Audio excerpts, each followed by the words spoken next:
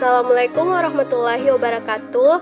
Perkenalkan, kami dari kelompok 4. Di sini kami akan menjelaskan mengenai bagaimana mekanisme kerja sistem saraf pada ikan. Adapun anggota kelompok kami yaitu saya sendiri Atira Monika dan Asis. Sebelumnya di sini saya akan menjelaskan mengenai pengertian sistem saraf itu sendiri. Sistem saraf adalah sistem koordinasi berupa penghantaran impuls saraf ke susunan saraf pusat, memproses impuls saraf, dan menanggapi rangsangan. Assalamualaikum warahmatullahi wabarakatuh. Di sini saya akan menjelaskan tentang mekanisme kerja saraf.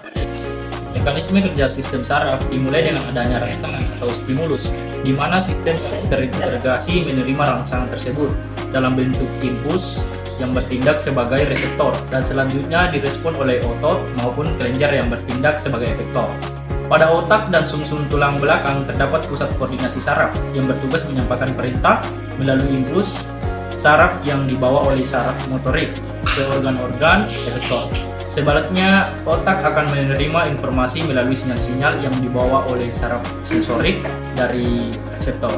Dalam menjalankan impuls yang baik berasal dari saraf pusat ke efektor maupun dari reseptor ke otak dibantu oleh adanya neurotransmitter yang bekerja pada sinapsis sebagai titik temu antara dua neuron. Neuron atau sel saraf hanya merupakan satuan unit struktural, sedangkan unit fungsional disebut lengkung refleks yang terdiri atas para saraf pusat sebagai pusat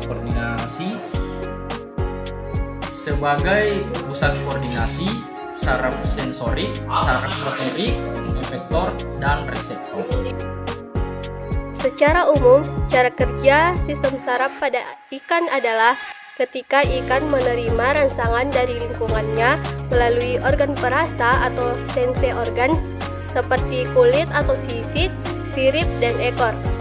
Impuls yang diterima ikan melalui organ indrahnya akan diubah menjadi gelombang elektrokimia dan ditransmisikan di sepanjang sistem saraf yang tersusun atas neuron-neuron atau serabut saraf.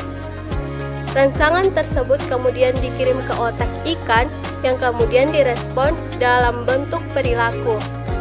Sel saraf impuls dapat mengalir melalui serabut saraf karena adanya perbedaan potensial listrik antara bagian luar dan bagian dalam serabut saraf.